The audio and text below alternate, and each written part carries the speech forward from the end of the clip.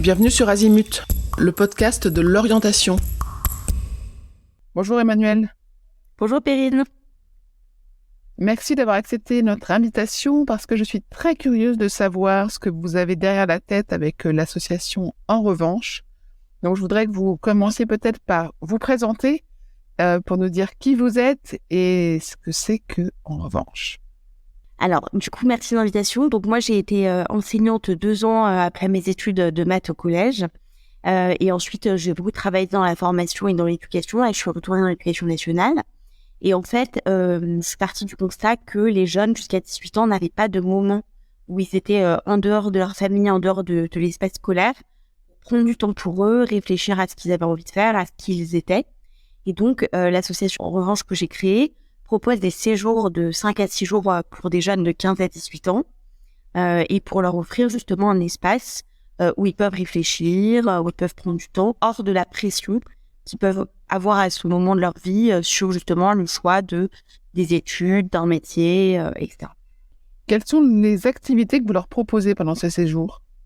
Alors, en fait, on fait toujours un séjour un peu construit de la même façon. Donc, le matin, ils s'engagent civiquement de manière soit avec des activités sur tout ce qui est écologie, biodiversité, en lien avec des lieux comme une ferme, par exemple, où ils sont logés, ou bien un engagement plutôt social, par exemple avec un EHPAD ou avec une association où ils aident.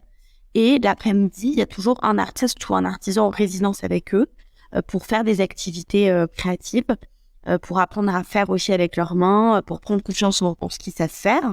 Et on a des moments en fin de journée de temps justement pour réfléchir justement à ce qu'ils ont aimé, ce qu'ils n'ont pas aimé, là où ils se sont sentis à l'aise, moins à l'aise. Et justement, petit à petit, pour aussi entrer un peu plus dans une phase où ils apprennent à se connaître grâce à ce qu'ils ont fait dans la journée. Ils sont combien de participants par stage ?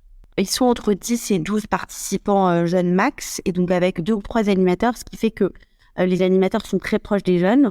Et à la fin des séjours, on leur propose de continuer à les suivre avec un système de mentorat, soit sur la motivation, soit sur plutôt des aspects professionnels, s'ils savent déjà ce qu'ils veulent faire, ou s'ils ont décidé de ce qu'ils veulent faire.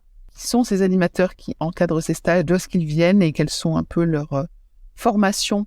Alors, on prend toujours des animateurs qui ont une expérience d'animation de colonie ou de séjours de vacances.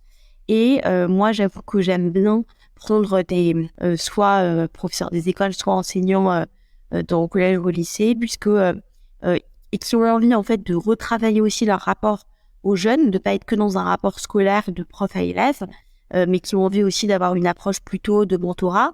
Et donc en fait, le fait d'associer quand même le fait qu'ils connaissent les parcours scolaires avec le fait que justement ils ont envie d'innover aussi et d'avoir une autre approche, c'est en général des profils que j'aime bien et à qui je fais confiance aussi. Et ensuite, on a aussi donc l'artiste ou l'artisan qui suit les jeunes, qui c'est assez ouvert comme profil, et c'est surtout des gens qui ont envie de travailler avec des jeunes, qui ont envie d'être en proximité avec eux, et pour lesquels aussi le travail avec des jeunes est important pour leur parcours et leur projet aussi à eux professionnels. Est-ce que vous avez des partenaires pour cette association ?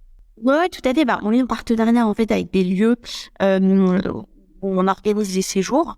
Donc c'est des fermes ou des châteaux, des lieux comme ça qui sont assez uniques, avec lesquels on a envie d'avoir une récurrence dans les séjours.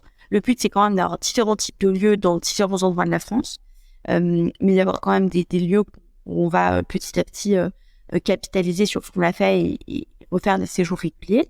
Et on a aussi des partenaires institutionnels avec des mairies notamment, avec lesquels on travaille beaucoup. Et enfin, l'association, notamment d'insertion professionnelle. Quel est le processus pour candidater si un jeune est motivé ? Comment est-ce qu'il fait pour rentrer en contact avec vous ? Et quel est le processus de sélection ? Alors, nous, ce qui est important, c'est qu'on ne flèche pas du tout des jeunes en fonction de leurs milieux sociaux, parce qu'on considère que les questions d'orientation sont plus générationnelles que sociales, même si, évidemment, le fait de se sentir perdu se manifeste pas selon que de la même façon que on vient de tel ou tel milieu. Donc, on n'a pas du tout de sélection. Voilà. Après, on a des prix qui sont très attractifs. Donc, du coup, normalement, on veut vraiment on veut pouvoir accueillir tout le monde. Et enfin, pour candidater, pour proposer, pour s'inscrire au séjour, on peut se rendre sur le site internet et envoyer un message. Là, je suis en train d'améliorer le site internet pour qu'il y ait encore plus de facilité à s'inscrire. Mais en fait, en remplissant le questionnaire, on peut être au courant des différentes dates de séjour.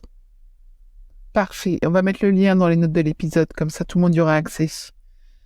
Est-ce qu'il y a quelque chose d'autre que vous vouliez ajouter, Emmanuel? Juste peut-être dire que on va avoir des séjours là à Pâques en juillet, tout ça. En fait, quasiment à toutes les vacances scolaires pendant justement et en plus à différents endroits donc de France. Donc du coup tous les jeunes pourront trouver ce qui leur correspond le mieux. Parfait. Je vous retiens quelques secondes de plus et je vous remercie pour votre fidélité et votre attention.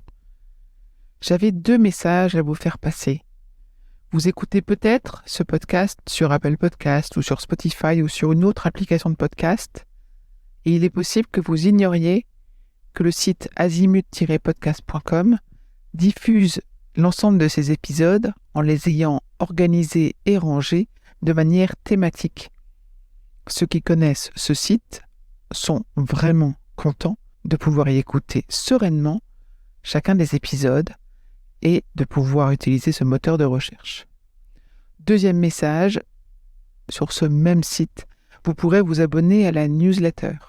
La newsletter, je l'ai surnommée l'hebdo de l'orientation. C'est une newsletter qui, comme son nom l'indique, est envoyée chaque semaine, le mardi pour l'instant.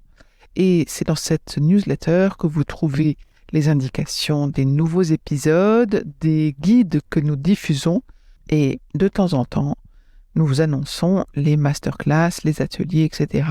que nous organisons. Bref, je vous conseille vivement de vous abonner à cette newsletter.